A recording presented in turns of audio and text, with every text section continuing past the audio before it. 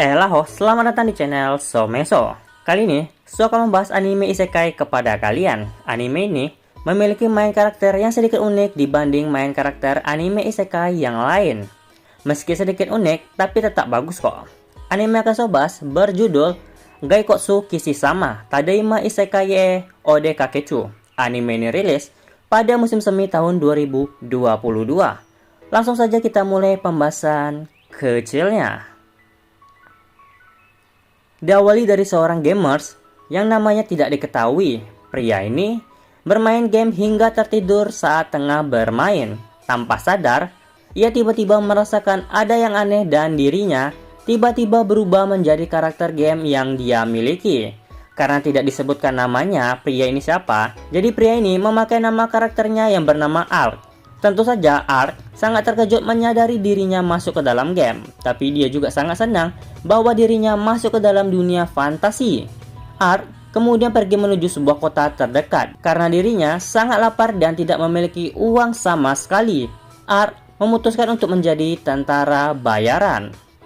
Menjadi tentara bayaran memiliki persyaratan. Ark diminta memilih untuk memburu hewan buas, monster, atau bandit dan membawa 3 bukti. Di saat Ark memburu hewan buas dan monster, Ark mendengar teriakan minta tolong seorang gadis yang tengah diperkosa. Tentu saja Ark menolong gadis itu beserta mayat pribadinya. Setelah insiden itu, Ark membawa buruannya dan akhirnya mendapatkan lisensi menjadi tentara bayaran, menyelesaikan beberapa kuis dan akhirnya berhasil membeli beberapa makanan. Dan di sini kita tahu bahwa Ark itu sebenarnya adalah seorang skeleton. Dan itu adalah awal seorang pria yang masuk isekai dan memulai petualangannya di dunia fantasi yang sangat ia kagumi. Gaikotsu Kishisama Tadaima Isekai e Ode Kakechu. Anime ini tidak lebih adalah anime isekai pada umumnya, dengan MC yang overpower pada umumnya dan alur cerita yang berada di zona aman. Cerita ini sebenarnya lumayan berat. Dari yang saya tonton, cerita ini mengisahkan jenjang status ras yang cukup membuat sedih. Contohnya bagaimana ras manusia menculik, menjual, melecehkan ras elf dengan sangat buruk. Bahkan dari kisah yang disampaikan, kejadian ini sudah beratus-ratus tahun lamanya terjadi. Terlepas dari MC kita, tentu saja pada anime isekai memiliki heroin. Dan heroin dari anime ini adalah seorang dark elf cantik bernama Ariane. Agak aneh sih, seorang dark elf tapi kulitnya gak gelap. Entah bagian tubuh mananya yang membuatnya menjadi seorang dark elf, atau dark elf di anime ini tidak ada sangkut pautnya dengan warna kulit. Mungkin saja. Ariane adalah seorang pejuang elf, dan lebih dari itu, Ariane sangat membenci manusia sepenuhnya. Awalnya, dia tidak suka dengan Ark, tapi karena dia tahu bahwa Ark bisa dipercaya, Ariane membuka diri kepada Ark. Lebih dari itu, Ariane tahu bahwa Ark itu adalah skeleton dan mau membantu Ark untuk menyembuhkan kutukannya. Anime ini memiliki plot twist yang bisa saya katakan kurang berkesan, atau plot twistnya sangat klasik. Plot twistnya terjadi karena perselisihan di antara keluarga kerajaan. Contoh simpelnya, anak kedua memiliki keinginan naik tahta dengan cara kotor dan ingin bersaing dengan anak pertama. Dan anak pertama ini memiliki karisma yang cukup baik dan tentu saja ia adalah kandidat teratas menjadi raja selanjutnya. Dan anak ketiga mendukung kakak pertamanya untuk naik tahta dan tidak memiliki keinginan menjadi raja. Tidak senang dengan semua itu, anak kedua memiliki rencana buruk untuk mencelakai anak ketiga. Namun naasnya, semua rencananya berakhir gagal total dan dirinya harus berakhir dikhianati oleh orang kepercayaannya. Yang orang kepercayaannya itu sebenarnya bekerja untuk anak pertama dan sudah membuat siasat untuk menyingkirkan anak kedua dan anak ketiga secara bersamaan. Karena tidak memiliki saingan, tentu saja dirinya secara otomatis akan naik tahta. Bagaimana? Plot twist yang sangat klasik bukan? Dan bila so tebak, endingnya nanti anak ketiga yang selamat dari tragedi itu bakalan menjadi raja selanjutnya. Dan anak pertama harus mengalami kekalahan karena yang kita tahu MC kita lah yang mengalahkannya. Kembali ke topik story-nya. Story yang diberikan pada anime ini sebenarnya cukup bisa ditebak.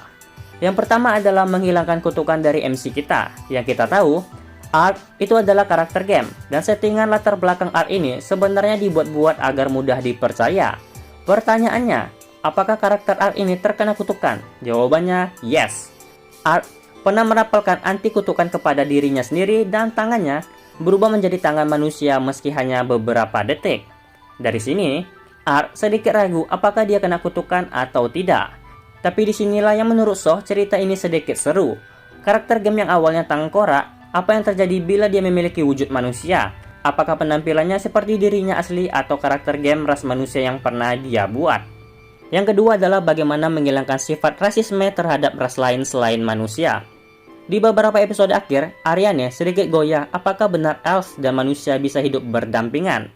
Hal itu disebabkan seorang pria elf bernama Karsi yang telah hidup selama 10 tahun di kota manusia. Dirinya sangat diterima di sana dan ras manusia memperlakukan Karsi dengan sangat baik. Dari sini, So sangat yakin ending ceritanya bakalan seperti apa.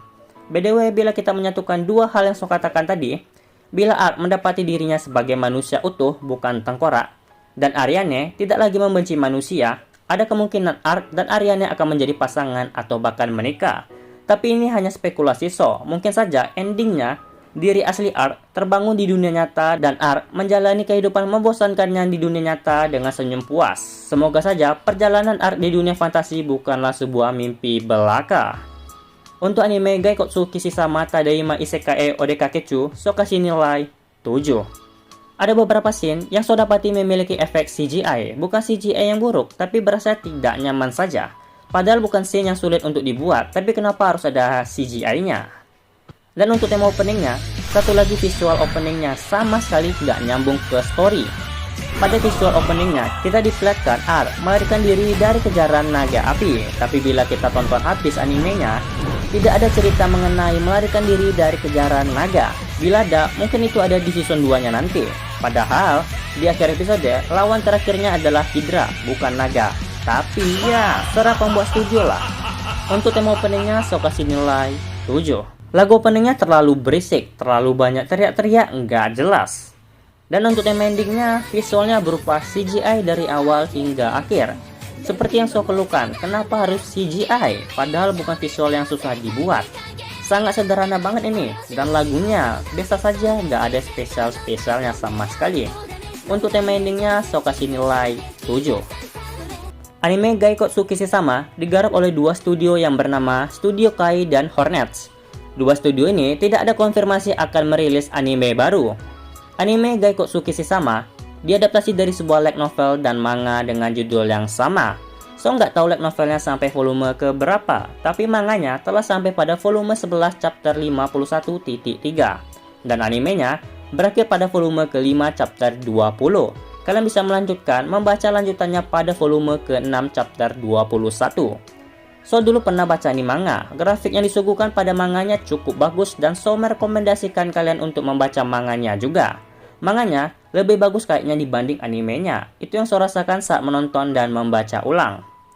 Cerita Gaikotsu Kishisama dikarang oleh Enki Hakari Sensei dan diilustrasikan oleh Kek Sensei.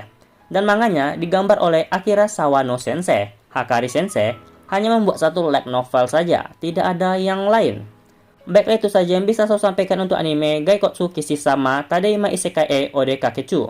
Bagi yang sudah menonton, bagaimana tanggapan kalian? Saya Someso, mau pamit undur diri dan kita akan bertemu di video selanjutnya. Bye-bye.